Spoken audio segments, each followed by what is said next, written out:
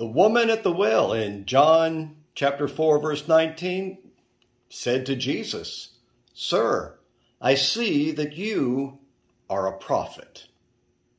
When we cross paths with strangers, most of the time the interactions are casual. We hope our seatmates will ignore us on the airplane, and we equip ourselves with the earbuds or the reading material that show we are busy.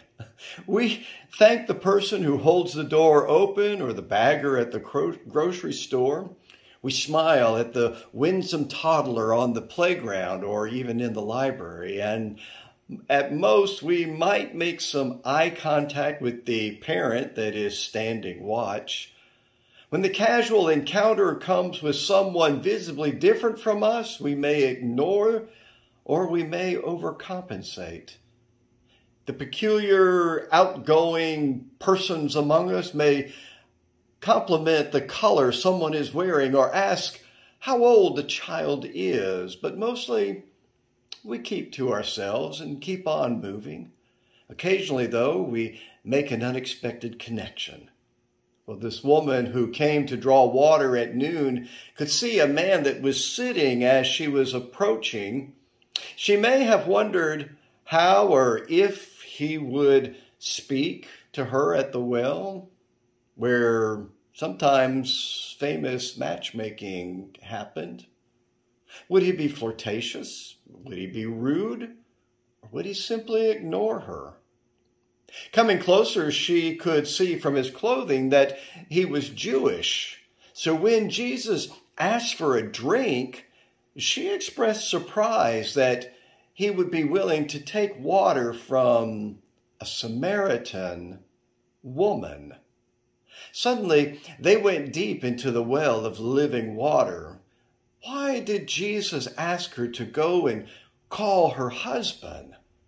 The unfortunate result of that moment in the narrative has been centuries worth of preaching that dismissed her as a loose woman or even as a prostitute. But perhaps we missed the point when we try to chase down the implications of her marital history. Why? Because it simply showed Jesus knew her. Jesus knew her history.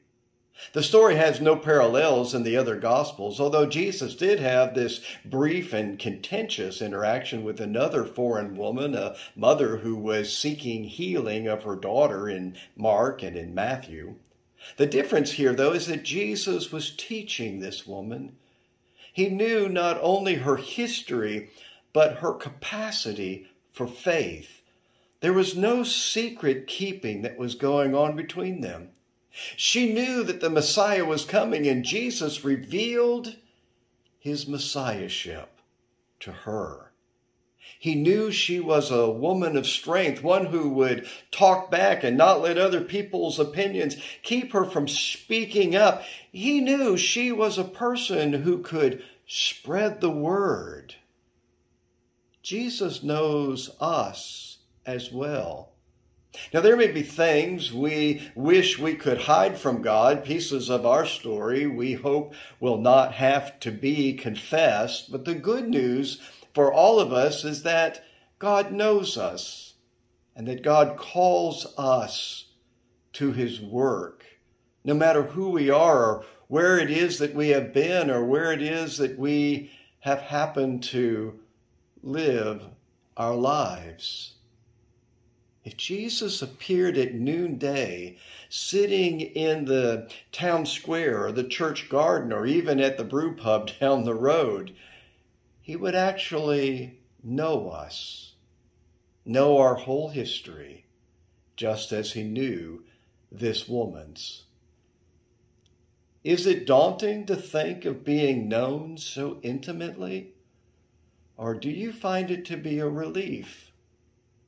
Jesus' encounter with the Samaritan woman makes us wonder, does Jesus know me?